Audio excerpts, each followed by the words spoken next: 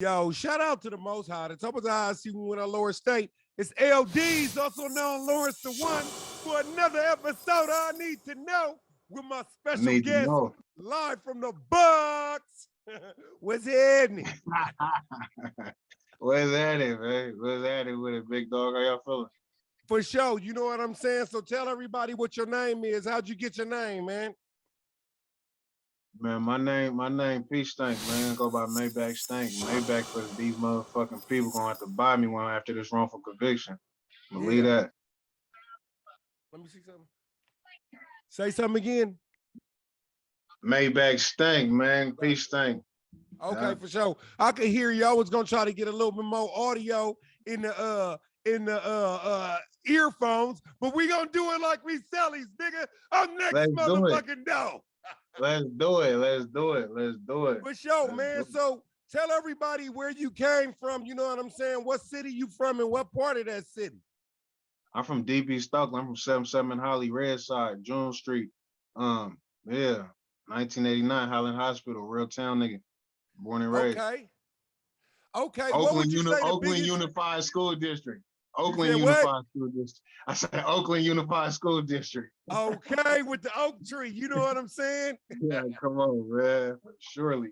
So how was it growing up in East Oakland?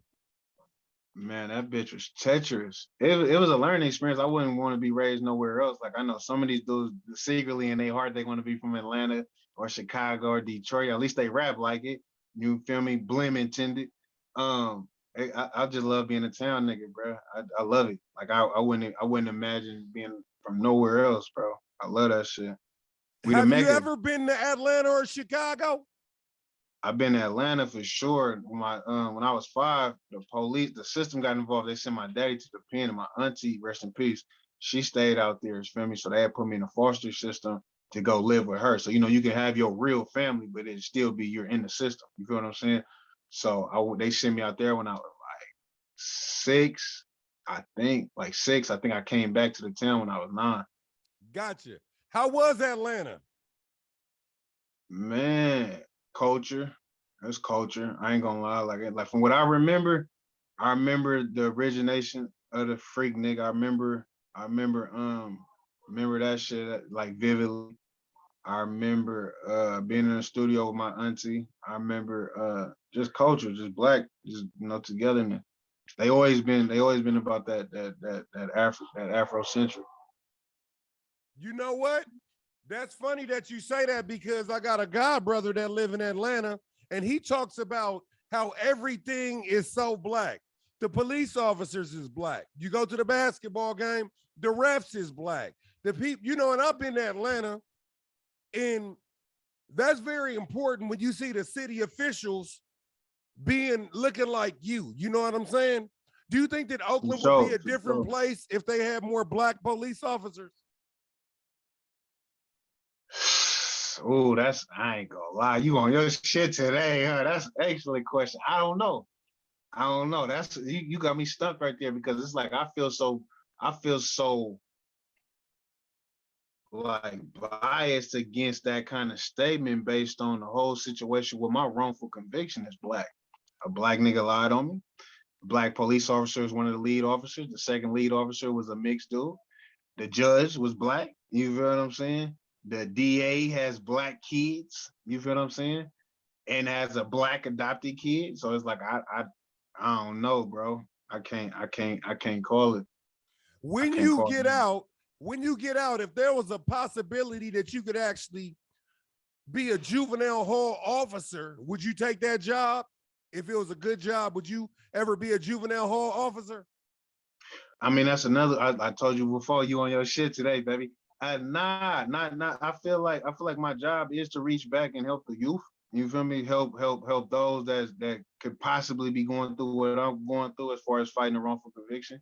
But just a juvenile officer, I would say no, because a juvenile officer is stationary. Stationary meaning that you have to come to work every single day to attend with these juvenile youth. I don't feel like that's my calling. I feel like outside of music, my calling is to travel and try to, you know, get involved with prison reform, bro, and reach back and help some of the dudes in here that I know personally, not getting too much on this interview, but who I know who committed their crimes, and for somehow, some way, kind of like my shit, they got wrapped up instead of the actual person. So I feel like me getting a second chance with my appeal just going through, my job is to reach back in that form and help the youth or help other cats that's fighting wrongful convictions, not necessarily be stationary at a juvenile hall every day. Gotcha. Okay. So how has it been since last time I seen you? Anything new? Any new highlights? Bro, we almost done with this documentary. I've been waiting on this documentary, Guilty by Association, for 2.5 years, bro. Yeah.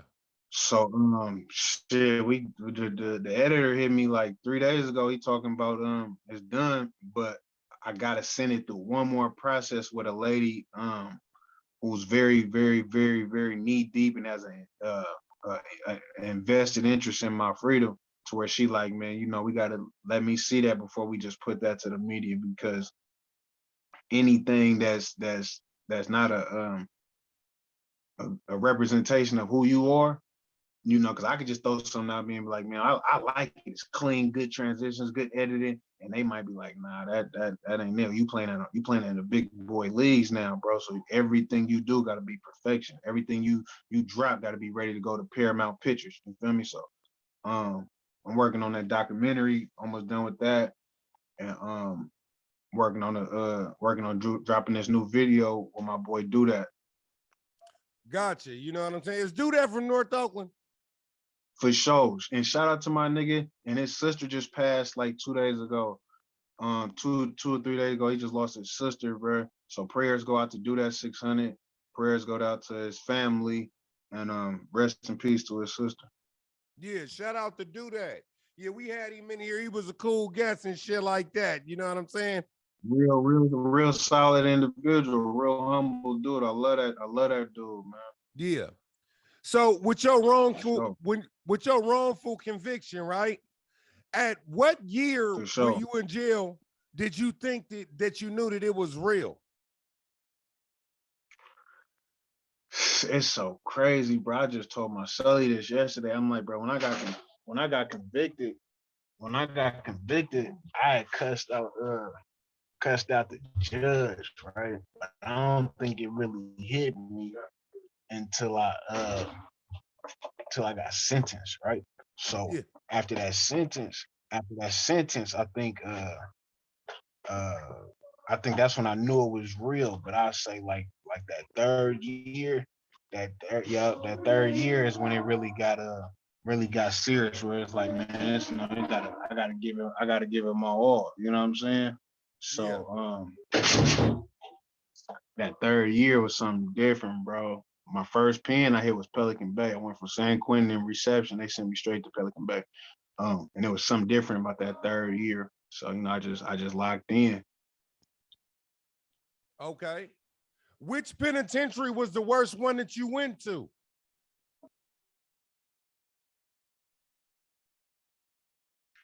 In what aspect? In any aspect, as far as like feeling outnumbered. The COs might have been worse at this one. The time that you get out or something like that, just however you want to explain it to the people that's watching. I ain't never felt outnumbered because I always been standing on my own 10, bro. Like I came in on my own 10, bro. Like you feel what I'm saying? I've been on my own 10. Even when it's been fights, I bang shit to the neck. You feel what I'm saying? Times I done got jumped by ops and shit, bro. It'd be like I'm standing on 10. So it's like I never really gave a fuck about none shit like that. But like as far as like this, like the program and shit, your program is what you make it, bro. Me personally, I try to keep a horn, bro, based on the fact that I don't give a fuck what them people talking about. I gotta get home, bro, and you not gonna get home on that war phone. You know, there's some people that's involved in my case probably be mad with me saying this on social media, but I feel like this: if you're not supposed to be in prison, How the fuck you gonna tell me not to have a phone? How you gonna tell me not to get access when this is the lifeline to my freedom? This is the lifeline to reaching out to different activists. This is the lifeline to reaching out to different political figures. This is the lifeline to reaching out to my family to contact certain legislators and shit like that and government officials and saying, nigga, I didn't do this. I can prove I didn't do it. You get what I'm saying? So Yeah. I wouldn't give a fuck like about the program because I gotta keep a phone. I'm always gonna be around the phone. I for my life, for my freedom, not for no Instagram or none of that weird ass shit, just to constantly stay at those who care about wrongful convictions neck and be like, man, I need help, and reach out to people like y'all, you feel me, C. Lee or innovators or anybody else to say like, nigga, I need help. Like, put this story out there. Dope. Hey, when you got sentenced, how much time did they give you? They gave me 50 with the L. Oh, okay. Mm-hmm. Yeah. And what was I gonna say? How many different penitentiaries have you been to? I've been to 3. I've been to Pelican Bay. I've been to Solano, and where I'm at right now, where I ain't gonna put that on out there like that, but where I'm at right now. Okay. And I always wanted to know, when people or inmates at one jail, why do they move them around? When they move them around, I mean, shit, like, so like right now, right, you got 50 people coming up here, right? So I ain't gonna say no with prison or whatever, but they got a certain prison right now that just got 2 buildings shut down. So they have moved that, and then you'll hear shit like, oh, you know, there's 50 niggas coming up here or whatever, right? They have moved that around. And when they do that, they have flip another yard. So it'd be like, I see that happen like once every 6 years, right? It's happening right now, like literally right now, right? Hella niggas just came up here, like 20 niggas, whatever, right? That do shit like that, right?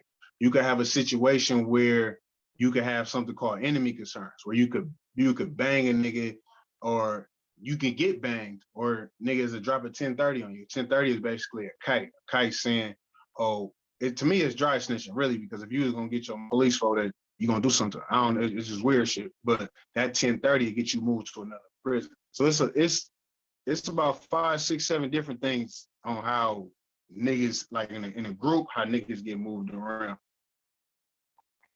Okay. Gotcha. And this another thing that I want to know. When you've been in jail since the pandemic,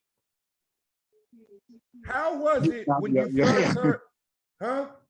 Nah, he said since the pandemic. I was like, way before the pandemic. But yeah, go ahead.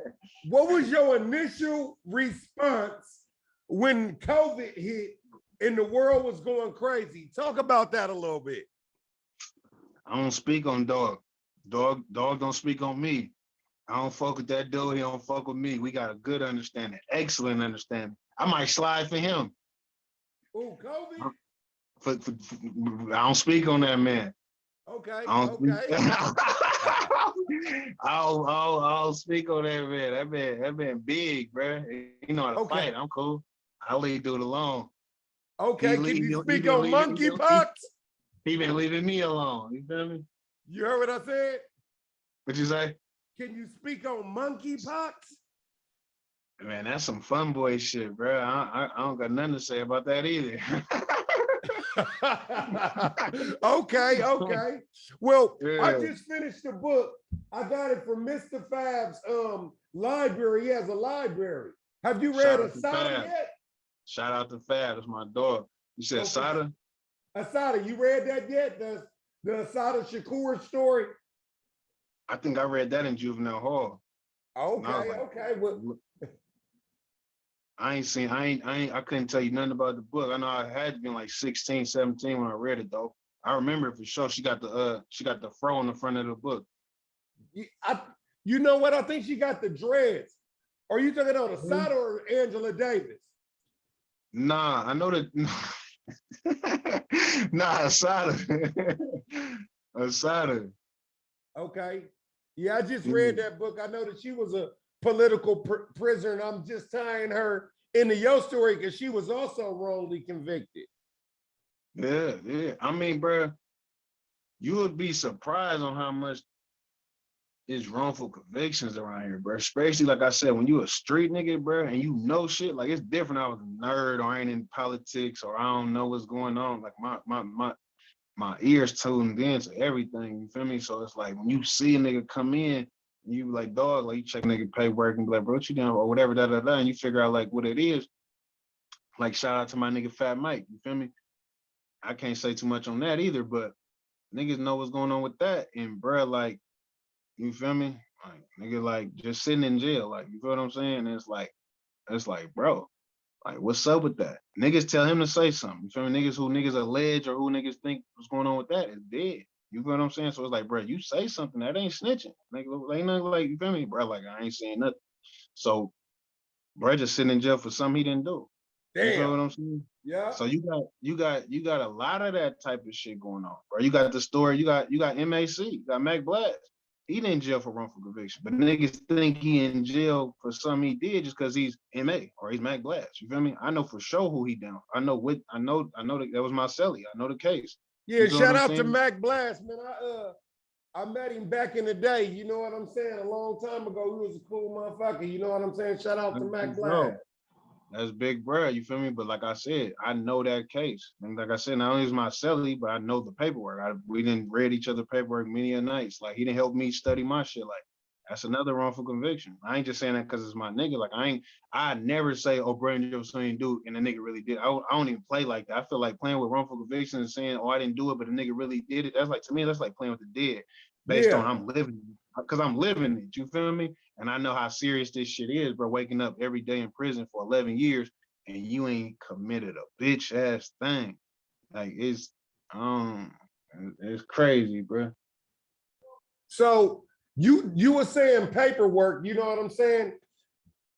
In the era where people could Photoshop and make shit look real, could you tell us some paperwork is Photoshop?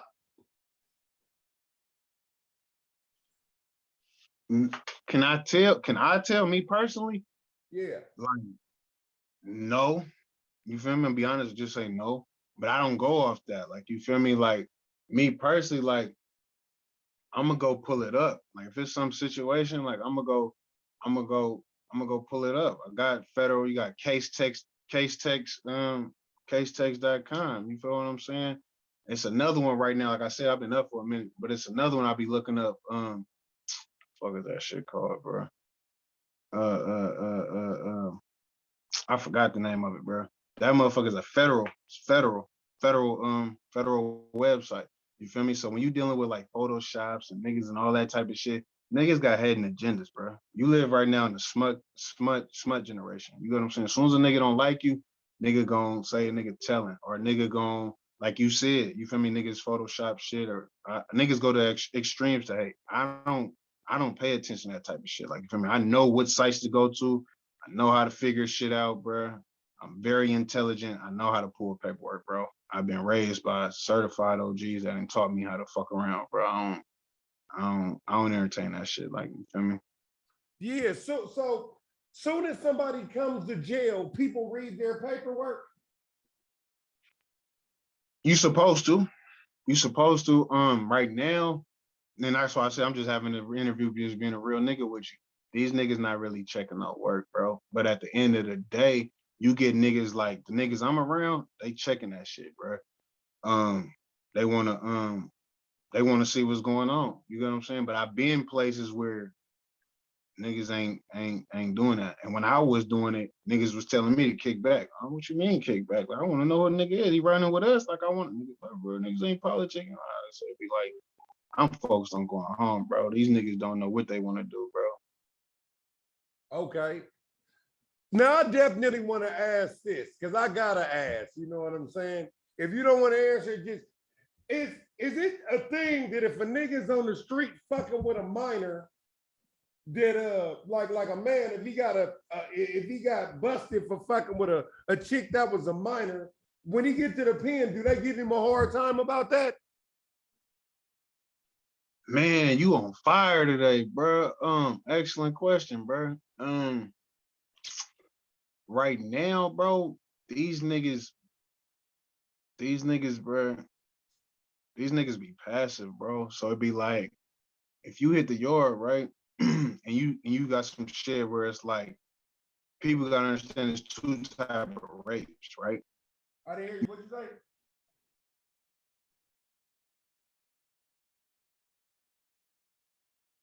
You got Hello?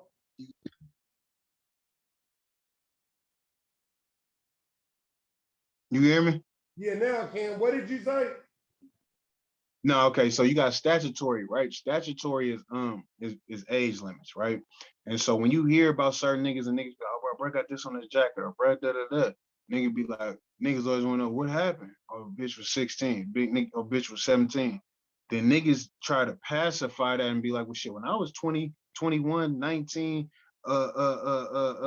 shit, I was fucking with 16, 17-year-olds, right? And then you'll look at a nigga like, is that your pacification for that's what you was actually doing, or is this your pacification because you don't want to get on this nigga? It'd be different type of shit because when your paperwork say rape, it say rape, but sometimes, but it'll specify what kind of what it is. You get what I'm saying? So them type of niggas I've seen. I'm gonna be honest. I didn't see them type of niggas get passes.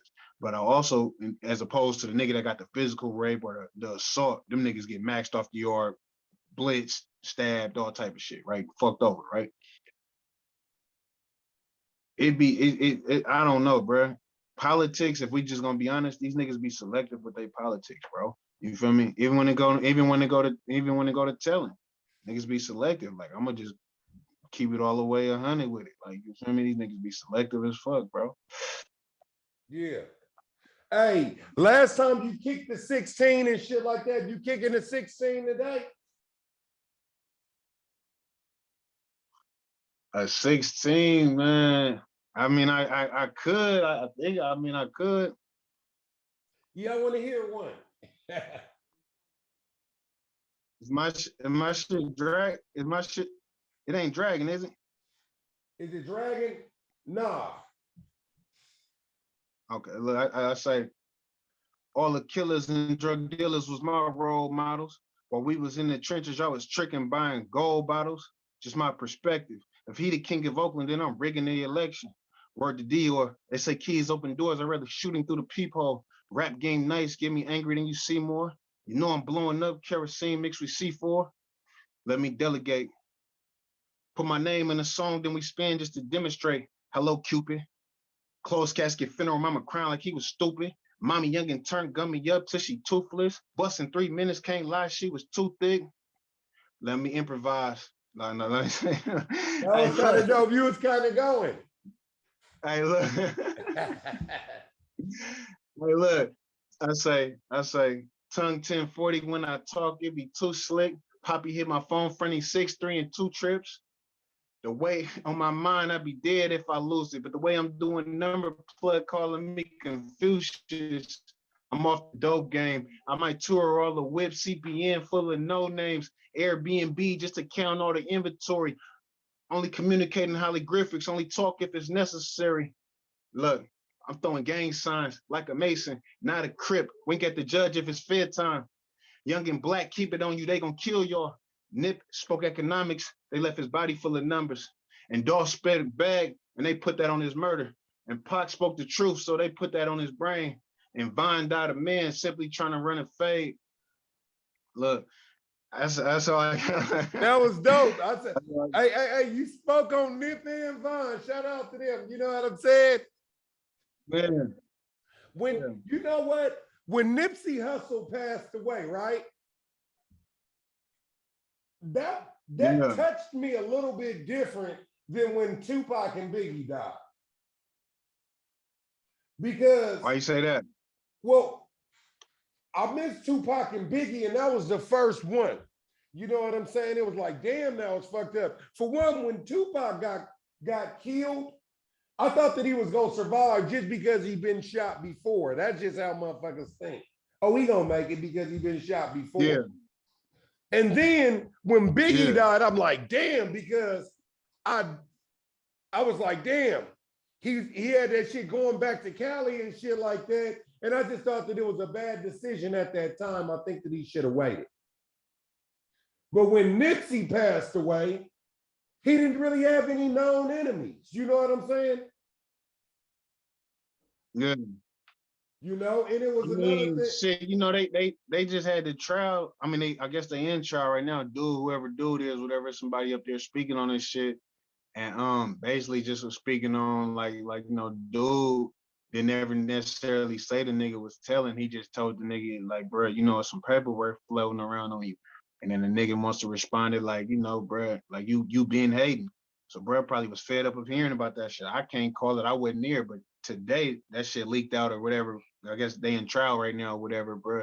But I just feel like, you know, that was a real nigga, bro. No matter the success, no matter how much millions he touched, no matter the Lauren London in his bed, you feel me? He was standing on business, you feel me? And he let a nigga know, like, hey, like, bro, like you might want to go check this out, or I don't know how he approached the nigga, you feel me? But whatever the situation is, from what bro testified, bro was hollering at that nigga about some business, and you know, you got a whole bunch of hard ass snitches out here right now. I'm not saying dude a rat either. I don't know dude. I ain't seen his paperwork. I don't know nothing about that shit. None of that. But I'm just saying if it is true, then that's how a nigga responded, and allegedly, killed a great. You feel me? So Yeah. it should be crazy, bro. You know it's crazy because like back in the 90s, if a motherfucker said that they was gonna stop selling dope to become a rapper, you'd be happy for the motherfucker. Hey man, he's gonna start rapping. Yeah, he ain't Let's selling go. dope no more. And motherfuckers would be happy for him, right? But nowadays it might be safer to sell dope For than rap. sure. Rappers getting knocked down, bro, like Gazelle in the motherfucking Serengeti, man. Like it's ugly right now to be a rapper right now, bro. This shit scares them. Especially the type of rapper. Like if you a gangster rapper and shit like that. Now if you chance the rapper, nigga, nigga, you might be safe. Yeah, Chance you dope though. You stupid. ever heard You stupid as fuck, bro. it? Hey, but listen though, nigga gotta understand the power of that tongue, bro. Like I didn't understand that shit till I did my time in the pen, like in Pelican Bay, bro. Taught me that, bro. Like just studying. I ain't never did as much reading as I did in Pelican Bay. And the power of that tongue, it's a reason why it's behind two sets of cages, bro. It's behind this, your lips, and it's behind your teeth. It's behind two cages for a reason. It's the most powerful weapon on your body. It's not your hands, it's not your feet. And so when we talk about drills and we talk about murders and we talking about kill, you got to be able to receive that. You got to be able to understand what it is that you putting out there with that. As a young nigga, if I'm 21, 22, 19, 20, 17, whatever the case might be, my brain not even able to conceptualize what that tongue mean or what these components on my body mean. You ain't lived long enough to even understand that. So for me, when I see all these niggas getting knocked down, I understand. Like I don't, not to say it like that, but I don't really even have too much sympathy for it because it's like this what it was.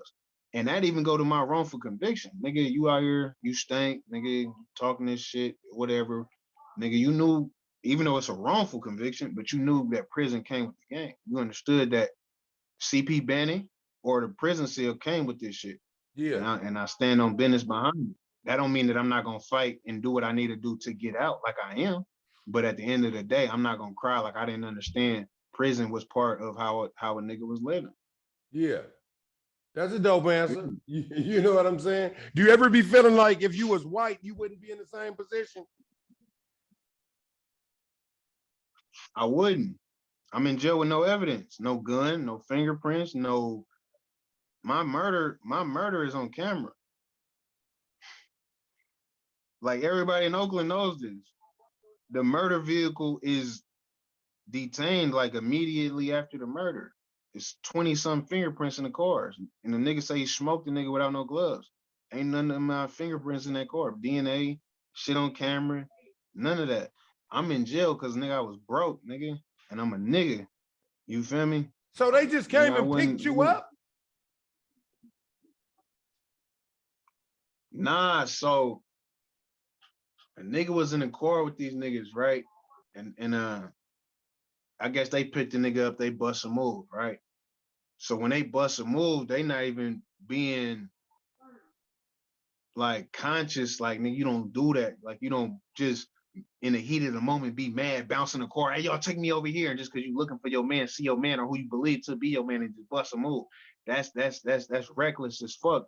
And it did what it did. It cost multiple people's a life. You didn't trim the right nigga, I don't believe. And on top of that, you niggas took my life because the nigga y'all took with y'all was a rat.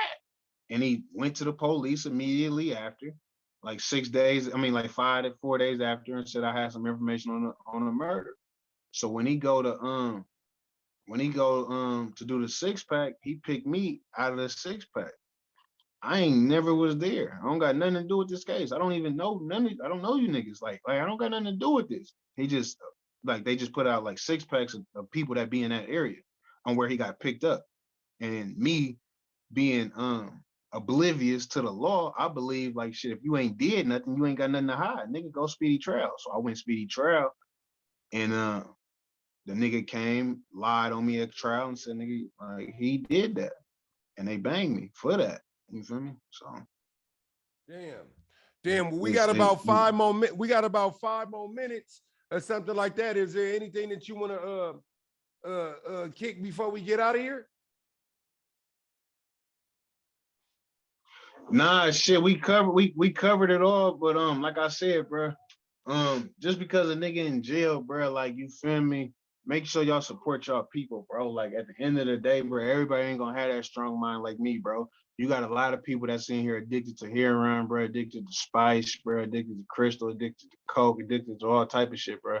And the addiction stands from like lack of love, bro, lack of support, bro, lack of empathy, lack of sympathy. You feel what I'm saying? So if you got some people that's behind these walls, make sure you hold it down, reach out to your people, bro. Even if it's $10, everybody ain't balling. EDD been over $10, $20, like something like a letter. Fuck the money, a letter. You feel me? Support, bro. Like the same energy niggas put in the hate, bro. Put in the supporting your people. You mentioned something. You mentioned spice. I was in Stockton. Them motherfuckers was fucking with that spice. That shit make motherfuckers act weird. I seen a motherfucker get out the car of minivan with his baby mama and start twerking against the minivan. I said, this nigga's lost his motherfucking mind.